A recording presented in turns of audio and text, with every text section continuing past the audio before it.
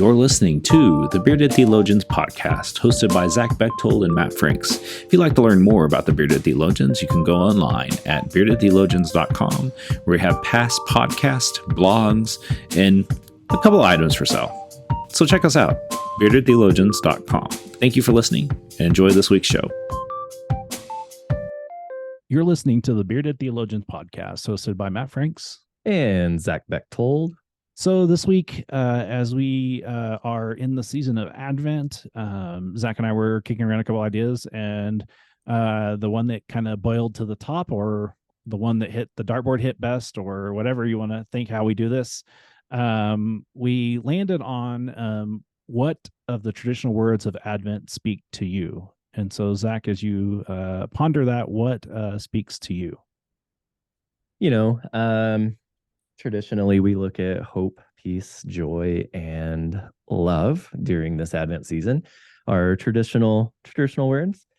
And I really think hope is the one that I'm leaning into so much this year. And I personally don't know why. There's not a lack of hope in my life. I haven't been searching for it. But for some reason, as we hit our stride, we started Advent a week early this year, since Christmas Eve is on a Sunday, and I did not want to. I wanted to enjoy that day, and wanted my people to enjoy that day. So, it feels like we're a week off, but we are, and I don't know. Hope is the thing that I've been leaning into this season, and I think I'm finding that reverberate through my congregation and the ways maybe it's what they're looking for, hope in this season, or rather they feel hopeful this season in a way that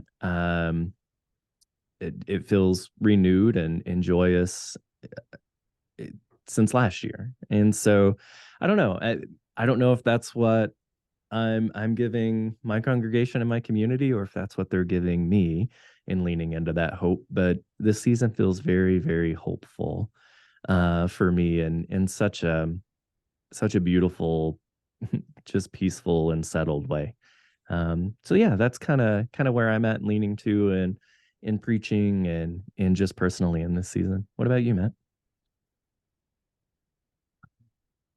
As I've been thinking about those words, ideally, all of the like Sunday school answer would be all of them, and here's why. But I find myself circling back to peace. And what does that mean? What does that look like? Got a lot of conflicts going on in the world. Got a lot of things going on in our country as we gear up for presidential elections and 4-year elections, and all the things that the legislation that is harmful and hurtful to all sorts of people that are coming up forward, and the hate that seems to be prevalent in a lot more ways. And maybe it's just a known hate, like a realized hate, seeing it more than just what we assume.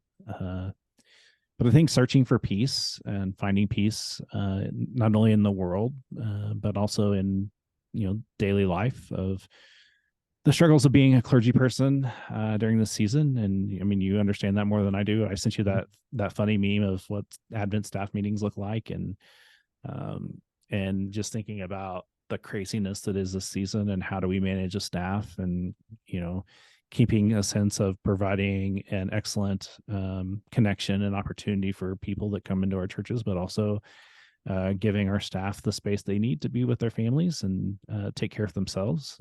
I think searching for that peace is definitely the hardest thing. I'm not gonna lie, but I think the hope is that we can, that there is peace, and it's coming, and in essence, it's here. We just have to accept it and acknowledge it in our daily lives. And that we also started Advent a week earlier, and we also, like, because of the Matt Rawls study, I guess I feel like he owes me 5 cents now. We shifted things around a little bit, and so last week we did the taste chapter versus the here chapter.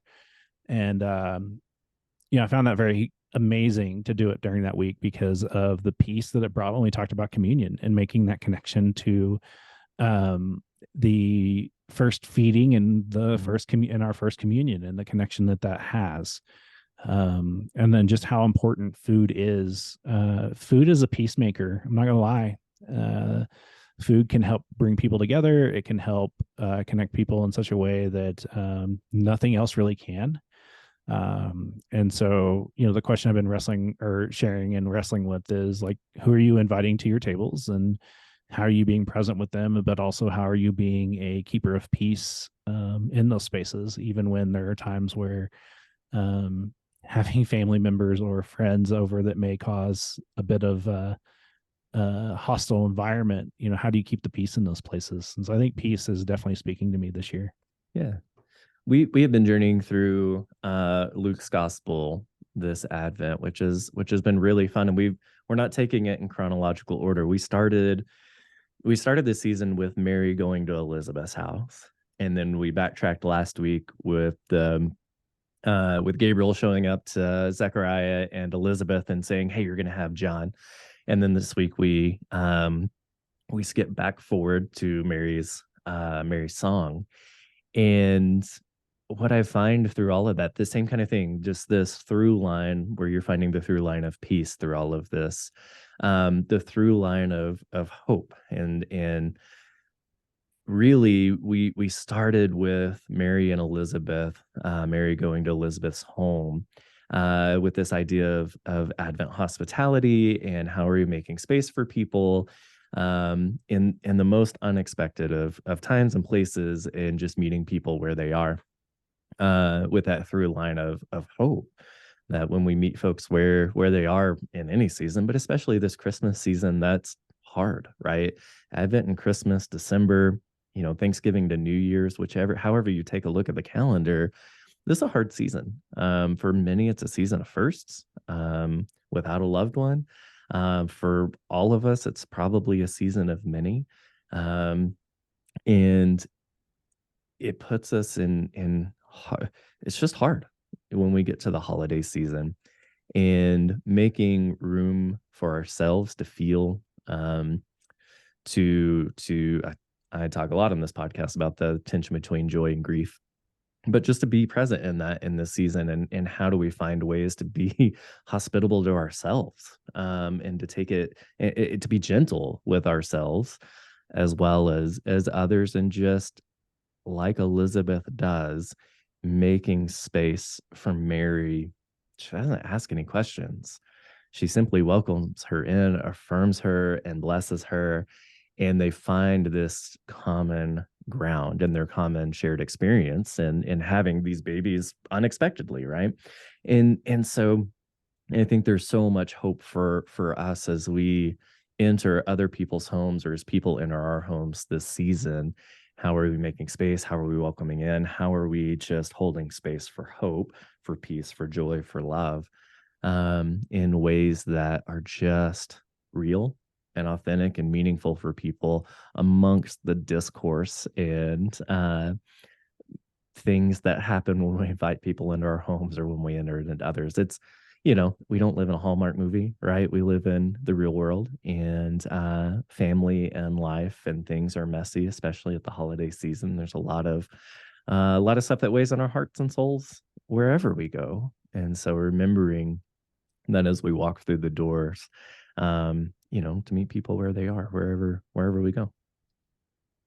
Yeah. And I think, when we tap into this season, and we actually lean into, like, pay attention to the words, I think they can have a profound effect on us in a way that it's hard to imagine and explain. And I know, as I think about peace, and that's actually the subtopic I think I'm preaching on this week, is peace. The question I'm wrestling with is, how does music bring us peace? Mm-hmm. And I think of the John Lennon song "Christmas," or "Wars Over Christmas," or whatever it is. Just that one that gets played a lot.